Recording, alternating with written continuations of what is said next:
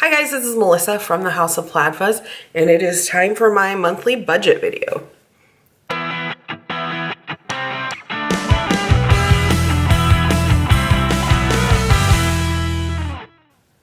If you're new to my channel, please go ahead and subscribe so you don't miss any of my new content, and if you're not, welcome back. If you've not seen any of my budget videos before, I'm just going to do a quick explanation. I do our family budget in this Erin Condren Deluxe monthly planner, and I will leave a link for these below. First, let's start by looking at September. I put each of our bills on stickers on the day that I'm going to pay them, or on the day if they're auto taken out on the day that they automatically come out. On the monthly view here, over here, I write our income. I've just covered up the actual numbers. My husband is the main breadwinner, but I have about 1,000,001 like side hustles. And so this has been helpful for me just to kind of see what money is actually coming in.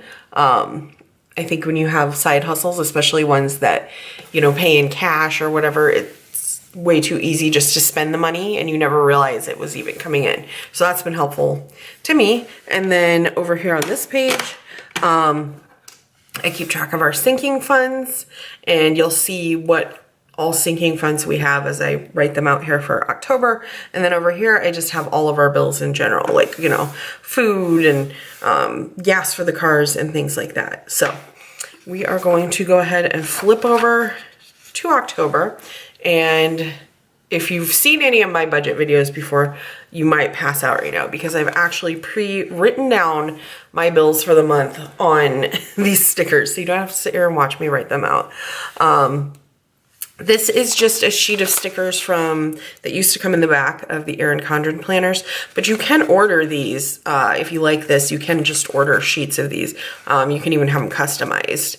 So realistically, I could just order stickers with all my bills printed on them, but I like to write two. I can fit 2 bills on 1 sticker. So this is the way I've been doing it for now anyway. So my husband gets paid on Friday, so that's when the bulk of our bills get paid. Obviously your mileage will vary on that based on when you specifically get paid.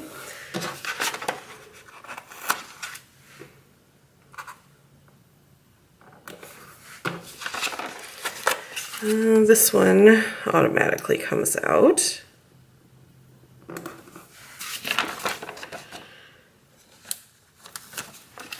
As to these.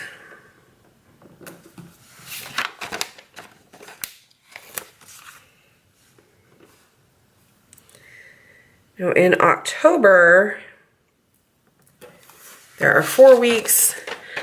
So this last paycheck, we'll actually have to go to pay bills. In September,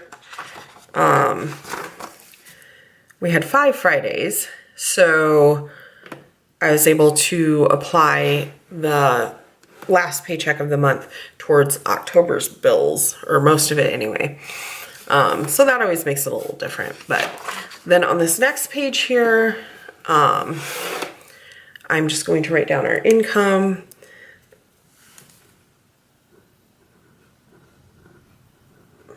For, you know, week 1, week 2, and so on. And then on this page is where I write out our sinking funds, and then over here is where I just write out all of our bills. It's a little bit redundant since I check things off on the, you know, main page here. So I'm actually going to change that up just a little bit this month. Usually for our grocery budget, I take our set amount out weekly. So I'm just going to write down 4 boxes and I'll check that off weekly. And same with gas for the car. And there's really no need for me to write the other ones down. Like I said, that's been a little bit redundant, but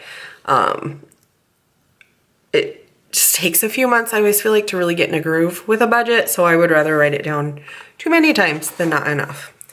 So for our sinking funds here,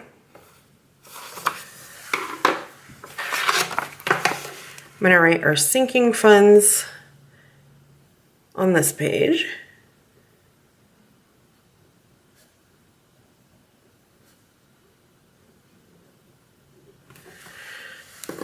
And I don't do a lot of decoration to my budget planner, but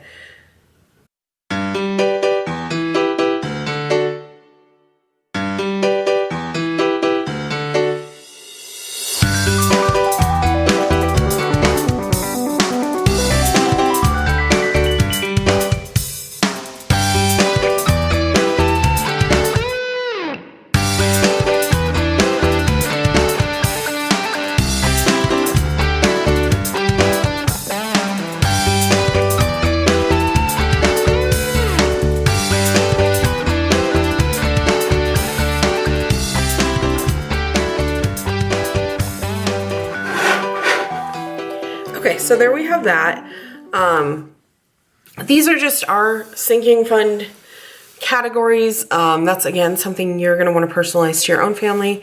This very crooked line is I will write down like projected what we'd like to put in them, and then as I fund each one, I will write in this column what we actually put in it. And usually it's 100%, but you know, you just never know. So I'll just give you kind of a brief explanation of these. Pets, we have 2 dogs, and I find this is something that people often underfund. You just never know when your dog is going to eat, you know, a Lego and you're going to have a major surgery or something. So that's a fund that you want to keep a good amount in. I mean, not only just food and vaccinations and things like that, but you know, emergencies do happen with them. Household, I don't put a lot in that fund. That's just like, you know, if we need a new garbage can or whatever. A lot of our cleaning supplies and stuff like that either end up coming out of like our grocery budget or whatever. But I do put a little into household. Young Living, I place an order every month, but I do get a paycheck from them that covers it. But it was just kind of getting confusing to keep track of. So I just roll the paycheck into our income and then count that as a bill. I probably actually should have that over here and not in the sinking funds, because that's really not a true sinking fund. Cosmetics kind of turns into a bill too, because usually I spend that money as fast as it's in there, but that's would cover like makeup, hair, you know, things of that nature.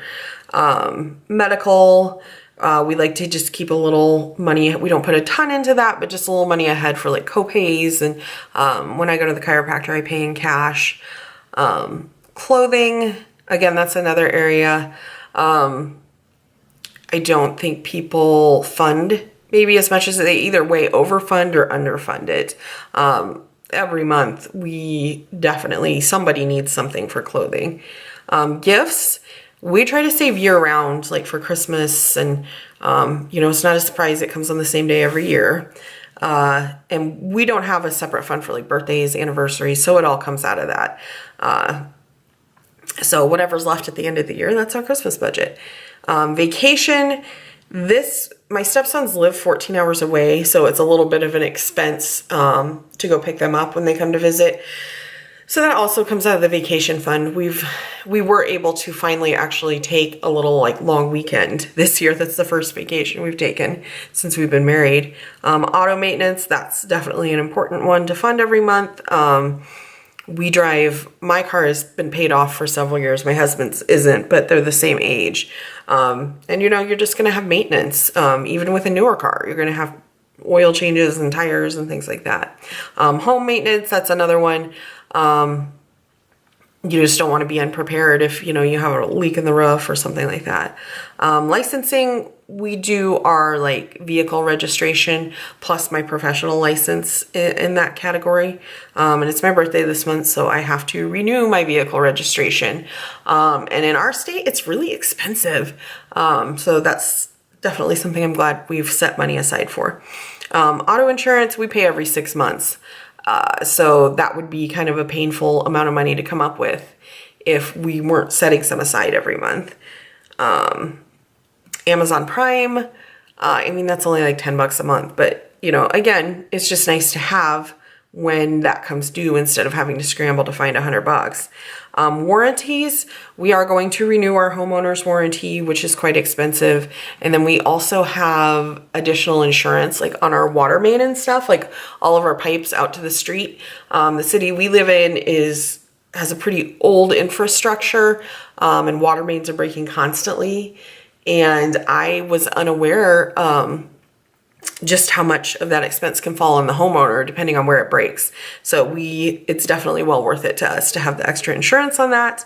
Taxes, I am self-employed, so pretty much have to pay, with physical limbs at tax time.